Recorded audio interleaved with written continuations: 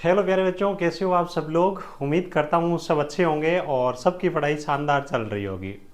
कल मैंने वीडियो बनाया था इलेक्ट्रॉनिक्स मैकेनिक वाले बच्चे उनका पिछले एग्जाम के अंदर आईटी इंस्ट्रक्टर का जो एग्जाम हुआ था, किस किस टॉपिक से कितने कितने पर्सन आए थे। उसके बाद में कई सारे बच्चों ने डिमांड की कि सर इलेक्ट्रिशियन और वायरमैन है उसके बारे में भी बताइए, और बताना ये जरूरी भी है। क्योंकि देखो, एक तो जब आपको पता चल जाता है कि इस चैप्टर से पिछली बार इतने इतने पर्सन आए हैं तो उस चैप्टर को पढ़ने में इंटरेस्ट बढ़ जाता है। और दूसरी चीज ये है कि आपको थोड़ा अनुमान रहता है कि यहाँ से पर्सन आते हैं तो उन चैप्टर्स पे आप ज्यादा फोकस करते हो। एक तरीके से आपकी पढ़ाई आसान हो जाती है। ठीक है, तो चलो लास्ट तक वीडियो को जरूर देखिएगा। सारे टॉपिक्स के बारे में अच्छी तरीके से अपन जानकारी लेने वाले हैं। बाकी कई सारे बच्चे यूट्यूब पे क्लास देख करके कॉल करते हैं कि सर बैच भी अवेलेबल है क्या। तो जो बच्चे एप्लीकेशन में शानदार तरीके से तैयारी करना चाहते हैं वो एप्लीकेशन में जुड़ करके तैयारी कर सकते हैं। इसकी जो कंप्लीट फीस है बच्चों 999 रुपए, यानी कि लगभग 1000 रुपए रहने वाले। ठीक है, स्टार्टिंग के कुछ बच्चों के लिए अपन ने डिस्काउंट ऑफर भी रखा था 499 वाला। अभी देखो जब मैं वीडियो बना रहा हूं कुछ सीटें बची हुई है 499 के अंदर आप ज्वाइन कर सकते हो। लेकिन आप इस वीडियो को कब देख रहे हो उस टाइम कूपन कोड अवेलेबल होता है या नहीं होता है, आप एप्लीकेशन पे चेकआउट कर लीजिएगा। कोर्स पे जब आप क्लिक करोगे ना तो YT26 अगर होगा तो ये कूपन कोड मिल जाएगा, ये अवेलेबल होगा कूपन कोड। तो आपको नाम मात्र में 499 के अंदर सारी चीजें मिल जाएगी। अब कई सारे बच्चों के फोन इस मकसद से आते हैं कि सर यूट्यूब पे केवल ऑब्जेक्टिव की क्लासें करवाते हो तो एप्लीकेशन पे थ्योरी पढ़ाते हो भी या नहीं पढ़ाते हो। बच्चों एप्लीकेशन में जो कोर्सेज होते हैं, बैचेज होते हैं, उनमें प्राइमरी टास्क रहता है चैप्टर का। चैप्टर वाइज आपको थ्योरी करवाई जा रही है और हम आपके लिए थोड़ा एक्स्ट्रा भी कर रहे हैं क्योंकि मैं ही पढ़ा रहा हूं इसके अंदर। तो आपको चैप्टर वाइज थ्योरी और उस चैप्टर की थ्योरी कंप्लीट होने के बाद में ऑब्जेक्टिव एप्लीकेशन पे आपको अलग से करवाई जा रहे हैं। और उतने ऑब्जेक्टिव करवाऊंगा जिससे कि उस चैप्टर के कंप्लीट आपके कॉन्सेप्ट है वो क्लियर हो जाए। हर एक चीज आपको दी जा रही है। चैप्टर वाइज टेस्ट सीरीज वहां पे 80 से ज्यादा टेस्ट आपके ऐड कर दिए हैं और विद सॉल्यूशन 80 टेस्ट आपके ऐड किए गए, यानी कि कंटेंट की कोई कमी नहीं रहेगी। 5000 ऑब्जेक्टिव प्रश्नों में से 2 से 2500 ऑब्जेक्टिव प्रश्न अच्छे अच्छे टाइप करवा करके A4 साइज के अंदर अपलोड कर दिए। बाकी और भी प्रश्न अपलोड होने वाले, यानी कि कंप्लीट थ्योरी, कंप्लीट आपकी ऑब्जेक्टिव की क्लासेज और उसके बाद में तैयारी करने के लिए प्रैक्टिस के लिए पूरा का पूरा मैटर मसाला आपको वहां पे एप्लीकेशन में मिलेगा। लिंक आपको डिस्क्रिप्शन में मिल जाएगी। बाकी कोई इलेक्ट्रॉनिक्स मैकेनिक का बच्चा है तो इनको भी मैं ही पढ़ा रहा हूँ एप्लीकेशन पे, इनकी भी क्लासें चल रही है। फिटर मशीनिस्ट वगैरह है उनकी क्लासें भी आपका कोई यार दोस्त हो तो बता दीजिएगा, एप्लीकेशन पे चल रही है। ये गूगल प्ले स्टोर से हमारा एप्लीकेशन आप डाउनलोड कर सकते हो, टेक्निकल जॉब ज्ञान के नाम से। और जल्दी ही आपके फ्री वीकली टेस्ट है ना बच्चों, ये भी आपको यहाँ पे मिलने वाले, स्टार्ट होने वाले हैं।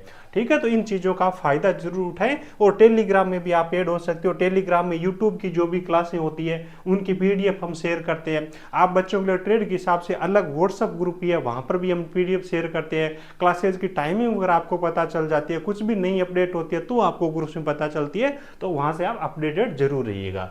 चलो बच्चों बात कर लेते हैं। देखो भाई, यहाँ पे आपके जो एग्जाम है ना अलग अलग शिफ्ट के, तो उनका ऑल ओवर कॉम्बिनेशन यानी कि लगभग सारी चीजों को देखते हुए ये अपन ने यहाँ पे डेटा वो तैयार किया है। सबसे ज्यादा जो प्रश्न पूछे गए ना बच्चों 4 से 5% हर शिफ्ट के अंदर वायरिंग के प्रश्न पूछे गए, सबसे ज्यादा वेटेज आपका इसका रहा है। उसके बाद में आपका पावर सिस्टम है जिसके अंदर जनरेशन के अंदर आपको अलग अलग जो पावर प्लांट है उनकी दक्षता हो गई कि जो अलग अलग पार्ट्स होते हैं उनके काम के संबंध में 2 से 3 प्रश्न वो पूछे गए। ट्रांसमिशन और डिस्ट्रीब्यूशन हर पेपर के अंदर 2 से 3 प्रश्न पूछे गए हैं, जिनके अंदर आपको ओवरहेड जो मटेरियल्स इंसुलेटर वगैरह मटेरियल्स है ना, इस प्रकार के प्रश्न वो पूछे गए ओवरहेड लाइन हो गए। उसके बाद आपके मेजरिंग इंस्ट्रूमेंट्स आते हैं, यानी कि जो मापक उपकरण है। ठीक है, तो अलग अलग जो मीटर्स हैं उनके बारे में 3 से 4 प्रश्न वो हर शिफ्ट के अंदर बच्चों पूछे गए हैं। उसके बाद देखो डीसी मशीन है, जनरेटर और जो मोटर है ना डीसी वाले, उनके अलग से एक एक दो दो प्रश्न वो पूछे गए हैं। लेकिन जो कॉमन है डीसी मशीन जनरेटर और मोटर दोनों के लिए, यहाँ से वेटेज ज्यादा रखा गया 3 से 4 प्रश्न है। और इसमें भी मशीन के जो बनाउट होती है उनके जो पार्ट्स होते हैं वहां से प्रश्न आपके ज्यादा पूछे गए हैं। उसके बाद में आपके बेसिक इलेक्ट्रिकल है, हर पेपर के अंदर 4 से 5 प्रश्न पूछे गए हैं। इनके अंदर आपके न्यूमेरिकल पूछे गए, केवीएल केसीएल के बारे में न्यूमेरिकल पूछ लिया, करंट ज्ञात करना, कहीं पे रेजिस्टेंस ज्ञात करना, कहीं पे आपको पावर ज्ञात करने के बारे में है ना, इस प्रकार के प्रश्न पूछे गए। यहाँ से आपके न्यूमेरिकल छोटे छोटे आपसे पूछे गए हैं। उसके बाद डीसी जनरेटर के 2 से 3 प्रश्न आपको अलग से पूछे गए। इसके बाद में भी है ना। सिंगल फेज एसी मोटर बोले, इंडक्शन मोटर बोले, 2 से 3% पूछे गए हैं। और हर पेपर के अंदर 1 से 2% इस प्रकार के पूछे गए, जैसे कि वोल्टेज दे दिया, पावर दे दी, पावर फैक्टर दे दिया, और उसके बाद लोड करंट या फिर मोटर जो करंट ले रही है उसकी गणना करने, इस प्रकार के न्यूमेरिकल भी यहाँ से पूछे गए हैं। उसके बाद हेल्थ एंड सेफ्टी है, वो टूल वाला जो चैप्टर है, लगभग 2-2% है ना, वो हर शिफ्ट के अंदर कंफर्म यहाँ से आए हैं। ट्रांसफॉर्मर है, बहुत ज्यादा वेटेज तो नहीं रखा, लेकिन 2 से 3% हर शिफ्ट के अंदर पूछे गए। और यहाँ से आपके 1 से 2 हर शिफ्ट के अंदर न्यूमेरिकल आए अभी ट्रांसफॉर्मर के, है ना। बड़े प्यारे प्यारे न्यूमेरिकल पूछे हैं, छोटे छोटे आपके लेवल पे, आप जिनको कैलकुलेट कर सकते हो, कहीं कोई दिक्कत नहीं है। ठीक है। उसके बाद 3 फेज इंडक्शन मोटर है, तो लगभग 2% हर शिफ्ट के अंदर पूछे गए हैं। उसके बाद में आपके डायोड है, जैसे कि आपका जंक्शन डायोड हो गया, जेनर डायोड के बारे में प्रश्न पूछे गए। ठीक है, 2 से 3% यहाँ से बच्चों आपको पूछे गए। उसके बाद इल्यूमिनेशन, जो कि आपका हिंदी में प्रदीप्ति अपन जिसको बोलते हैं, लगभग 2% हर शिफ्ट के अंदर पूछे गए। पैटर्न फिक्स रहा है। एक तो आपको देखो, जो आपकी जैसे कि आपका लक्स हो गया, कैंडिला होगी, ज्योति तीव्रता होगी, ये जो इकाइयां होती है उनके संबंध में प्रश्न है। और दूसरा आपसे पूछा गया विभिन्न प्रकार के जो लैंप है उनके संबंध में, किसी की दक्षता पूछ ली, किसी का लाइफ के बारे में पूछ लिया, या फिर किसी के कलर के बारे में पूछ लिया, इस प्रकार के प्रश्न। उसके बाद पॉलीफेज सिस्टम, जिसको बहुकला प्रणाली बोलते हैं, इसके लगभग 2-2% है। स्टार डेल्टा में करंट की गणना करने के बारे में प्रश्न आपसे यहाँ से वो पूछे गए। उसके बाद में 2 वाट मीटर और 3 वाट मीटर, जो 3 फेज के अंदर पावर मेजरमेंट करने के मेथड होते हैं, वहां से प्रश्न इसके अंदर पूछे गए हैं। उसके बाद में प्रोटेक्शन डिवाइसेज, जैसे कि आपका फ्यूज हो गया, 1 से 2% वो कन्फर्म हर शिफ्ट के अंदर। उसके बाद वीसीबी के बारे में, अलग अलग जो आपके सर्किट ब्रेकर होते हैं उनके बारे में प्रश्न पूछ लिया। कहीं पे एमसीबी के बारे में प्रश्न पूछ लिया। तो इस प्रकार के 2 से 3%। ठीक है। उसके बाद में एचसीआर, जिसको अपन थायरिस्टर बोलते हैं, लगभग 2% हर शिफ्ट के अंदर आए हैं। उसके बाद में एसी थ्योरी बोले या फिर फंडामेंटल एसी बोले, तो यहाँ से आपको प्रश्न पूछे गए हैं, नहीं, जैसे कि आपका पिक फैक्टर के बारे में कोई प्रश्न दे दिया, कहीं पे आपको आवर्ती ज्ञात करना, टाइम पीरियड दे करके, कभी टाइम पीरियड पूछ लिया, आवर्ती दे करके, ऐसे प्रश्न आपको पूछे गए।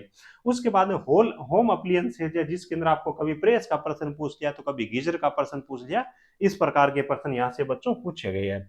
उसके बाद देखो टूल्स के बारे में मैंने आपको बता दिया, हेल्थ सेफ्टी और टूल्स है, वहां से आपको लगभग 2-2 प्रश्न पूछे गए हर शिफ्ट के अंदर। उसके बाद आपके तुल्यकालिक मोटर है, सिंक्रोनस मोटर है, तो हर शिफ्ट के अंदर लगभग बच्चों 2% पूछे गए हैं। उसके बाद सॉलिड स्टेट डिवाइसेस बोले या फिर पावर इलेक्ट्रॉनिक्स बोले, तो यहाँ से भी 2 से 3% पूछे गए, जैसे कि यूजेटी का, कभी डायक का, कभी ट्राइक का, कभी मोसफेट का, इस हिसाब से प्रश्न पूछे गए हैं। और इनके सिंबल को आपको खास तौर से याद रखना है, उनके टर्मिनल्स के नाम, लेयर्स के नाम और जंक्शन के नाम, ये चीजें आपको उनके बारे में याद रखनी है। उसके बाद प्रत्यावर्तक अल्टरनेटर है, तो लगभग 2% पूछे गए हैं। उसके बाद डीसी मोटर है, तो 1 से 2% पूछे गए हैं। उसके बाद में संधारित्र जो कैपेसिटर है, 1 से 2% पूछे गए हैं। मैग्नेट है, 1 से 2% आपके पूछे गए हैं। केबल है, देखो केबल और वायर जॉइंट है ना, फिक्स हर शिफ्ट के अंदर एक एक प्रश्न आपसे पूछा ही पूछा गया है ना। केबल के बारे में आपसे पूछ लिया कि जैसे सामान्य केबल है, उसकी रेंज कितनी रहेगी, या 220 केवी के लिए कौन सी केबल का यूज करेंगे, 66 केवी के लिए अपन कौन सी केबल यूज करेंगे। 4-5 केबलों के आपके प्रकार है, उनकी वोल्टेज रेंज याद रखनी है। ठीक है। वायर जॉइंट के अंदर आपको दे दिया, एक आपको जॉइंट दे देंगे, और ना नाम पूछेंगे इसका नाम क्या है, या फिर कोई यूज दे देंगे, इसके लिए अपन किस जॉइंट का यूज करते हैं वो दे दिया। उसके बाद सोल्डरिंग का लगभग 1% वो फिक्स रहे, है ना। तो ये पीछे जो मैंने आपको बताया ना, ये चैप्टर्स हुए जिनके प्रश्न है ना आपके फिक्स रहे ही रहे, लगभग इतने इतने प्रश्न आपके पूछे ही पूछे गए। उसके बाद में कुछ चैप्टर ऐसे है जिनमें से कभी किसी का पूछ लिया, कभी उसका नहीं आकर के किसी और टॉपिक आ गया, इस प्रकार से। जैसे कि किसी पेपर के अंदर एम्पलीफायर आ गया, तो अगले के अंदर एम्पलीफायर नहीं दे करके रेक्टिफायर दे दिया, किसी में स्टेबलाइजर का दे दिया, किसी में स्टेबलाइजर का है नहीं, है ना। कभी आपका ट्रांजिस्टर का दे दिया, सीआरओ का 1% दे दिया, 1 से 2 अर्थिंग का प्रश्न दे दिए, है ना। उसके बाद विभिन्न प्रकार की जो यूनिट्स है, सदिश राशियां, अदिश राशियां, उस प्रकार के प्रश्न दे दिए। नंबर सिस्टम के बारे में आपसे प्रश्न दे दिए। ठीक है। और एक पेपर ऐसा था जिसके अंदर इंजीनियरिंग ड्राइंग के भी आपसे 3 से 4 प्रश्न है वो पूछे गए। एक पेपर के अंदर तो नहीं थे, एक पेपर के अंदर यहाँ से भी आपसे प्रश्न है वो पूछे गए। इंजीनियरिंग ड्राइंग है वो भी आपको बैच के अंदर प्यारे बच्चों वहां पे आपको मिल जाएगा, जो इंटरेस्टेड बच्चे वो वहां से आप पढ़ लीजिएगा। ठीक है। तो इस हिसाब से आपका पेपर पैटर्न रहे। कुल मिला के ये है कि ये जो चैप्टर्स मैंने आपको बताई है ना, इनको आप तैयार कर लो, कहीं कोई दिक्कत नहीं है। और मुझे लगता है कि बताने के बाद में आपका एक इंटरेस्ट बढ़ेगा, है ना। चैप्टर्स के नाम तो देखो काफी सारे है, लेकिन कई ऐसी बहुत सारी चीजें ऐसी भी है जिनको आप छोड़ भी सकते हो। तो जिनका वेटेज मैंने दे रखा है ना 2 से 3 नंबर या फिर 1 से 2 नंबर, उनको आप सबसे पहले शानदार तरीके से तैयार कर लीजिए। बाकी जो नीचे बचे हुए हैं उनको टाइम बचता है तो कर लीजिए, नहीं तो भी कोई दिक्कत नहीं है ना। क्योंकि 100 में से 100 तो मेरिट जाने वाले नहीं है, कंपटीशन भी बहुत ज्यादा नहीं है, और केवल आईटी वाले बच्चों के बीच में कंपटीशन है। तो इस अवसर को बिल्कुल भी गंवाना नहीं है, लापरवाही बिल्कुल भी करनी नहीं है, और खुद के साथ में खास तौर से धोखा बिल्कुल भी नहीं करना है। पूरे दिन किताब लेकर के बैठे और याद कुछ रहा नहीं, दिमाग कहीं और चल रहा है, वो नहीं होना चाहिए। मेहनत करनी है 2 से 3 महीने, तो बस मेहनत ही करनी है, ठीक है। 2 से 3 महीने अच्छी तरीके से पढ़ लोगे तो हो सकता है पूरी जिंदगी आपको किताब उठाने की जरूरत भी नहीं पड़े। तो बाकी जितने भी नए बच्चे हैं चैनल को सब्सक्राइब जरूर करें। यूट्यूब पर भी आपके लिए क्लासें हैं वो जारी है, ऑब्जेक्टिव प्रैक्टिस की क्लासें हम चला रहे हैं। Thank you.